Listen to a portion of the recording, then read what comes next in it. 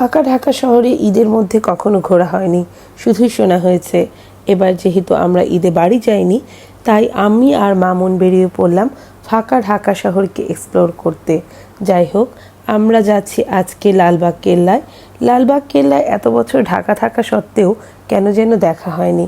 আজ আমরা দেখব লালবাগ কেল্লা। লালবাগ কেল্লা বাংলাদেশের একটি ঐতিহাসিক স্থান, যা ঢাকার দক্ষিণ পশ্চিমাঞ্চলে বুড়িগঙ্গা নদীর তীরে অবস্থিত। লালবাগ কেল্লা একটি অসমাপ্ত মুঘল দুর্গ।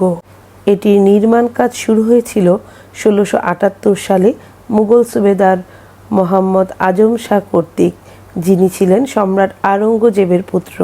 পরবর্তীতে তিনি নিজেও সম্রাট পদপ্রাপ্ত হলেও এ কাজকে অসম্পূর্ণ রেখেই চলে যান দিল্লি। তার উত্তরসূরি হিসেবে মুঘল সুবেদার শায়েস্তা খাঁ 1680 সালে নির্মাণ কাজ শুরু করেন, যা পরবর্তীতে সম্পূর্ণ করা হয়নি। যাই হোক, আমরা টিকিট কাউন্টার থেকে 30 টাকা করে টিকিট সংগ্রহ করে লাইনে দাঁড়িয়ে গেলাম। আমাদের টিকিট চেক হলো এবং তারপর আমরা ভিতরে ঢুকলাম। ভিতরে ঢুকছি আর অবাক হচ্ছি, ঢাকা শহরের প্রাণকেন্দ্রে এত সুন্দর একটি দর্শনীয় স্থান, অথচ আমরা এতদিন আসলাম না।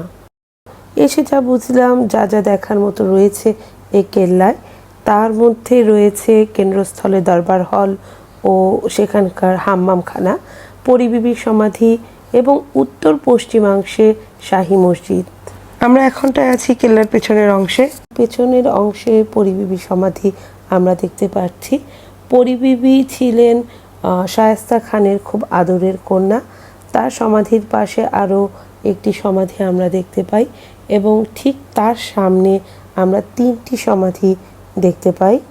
সামনে থাকা 3টি সমাধির মধ্যে একটি সমাধি খোদাবক্স নামের একজন সেনা অধিনায়কের। খোদাবক্স শায়েস্তা খানের খুব বিশ্বস্ত একজন সেনা অধিনায়ক ছিলেন।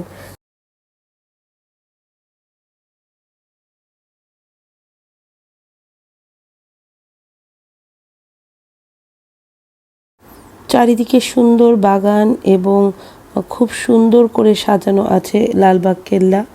লালবাগ কেল্লার মসজিদটি আজকে ট্রিপল দিয়ে ঢেকে রাখায় আমি মসজিদটির খুব ভালোভাবে ভিডিও করতে পারিনি। দূরে দেখা যাচ্ছে ট্রিপল দিয়ে ঢাকা মসজিদ। জানি না কেন ট্রিপল দিয়ে ঢেকে রেখেছে, হয়তো বা ঈদের নামাজের কারণে। যাই হোক, এখন আমরা আছি লালবাগ কেল্লার পেছনের অংশটিতে।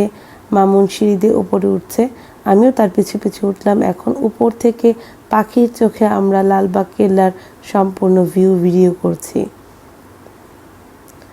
এটি হচ্ছে একটি পুষ্প বাগান। এটি তখনকার সময়ের মানুষজন এটিকে বাগান হিসাবে ব্যবহার করত। আর যেটা বোঝা যাচ্ছে যে মাঝখানে অনেক ধরনের ফোয়ারা ছিল। এই সব জিনিস যদি আসলে সংরক্ষণ করা হতো, তাহলে এগুলো কতই না সুন্দর লাগতো। এখন আমরা যে অংশটিতে আছি, এটি সম্ভবত কেন্দ্রস্থল ও হাম্মামখানা। এর ভিতরের কারুকার্য খুব সুন্দর। সম্ভবত এটিকে সংস্কার করা হয়েছে। একসময় এখানে একটি ছোট্ট মিউজিয়াম হয়তোবা ছিল, যেটা আমরা বিভিন্ন ধরনের ইউটিউব ভিডিওতে দেখতে পাই। অবশ্য বর্তমানে এখানে কিছুই রাখা নেই, সম্পূর্ণ ফাঁকা একটি ভবন। ওপরের অংশের কারুকার্য খুব সুন্দর। এখন আমরা যে স্থানটিতে আছি, এটি সম্ভবত সেই হাম্মামখানা, যা সবাই দেখছে।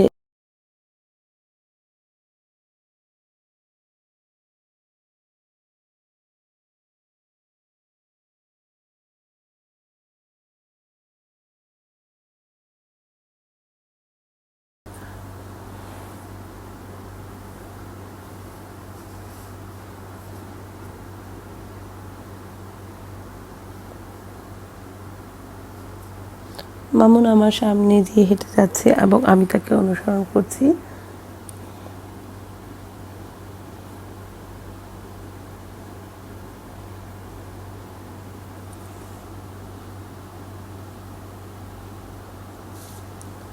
এখানে ওপরে যাওয়ার জন্য একটি সিঁড়ি আছে, যদিও আমরা উপরে যাইনি।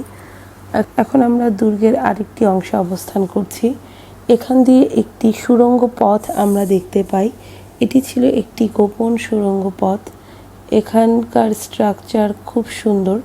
আমরা এখানে কিছু ছবিও তুলি। এখন আমি আপনাদেরকে দেখাবো গোপন একটি সুড়ঙ্গ পথ। এই সেই গোপন সুড়ঙ্গ পথ। এরকম অনেকগুলো সুড়ঙ্গ পথ রয়েছে শায়েস্তা খানের এই দুর্গে, এই লালবাগ কেল্লায়।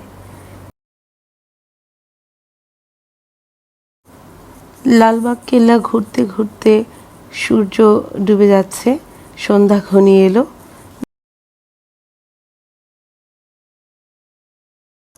কর্মব্যস্ততার কারণে সাধারণত দুইজনের ছুটি একসাথে মিলাটা বড়ই দায়।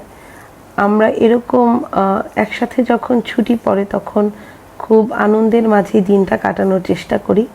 আজকেও তার ব্যতিক্রম নয়। আমরা আজকে খুব সুন্দর একটি দিন কাটালাম লালবাগ কেল্লায়।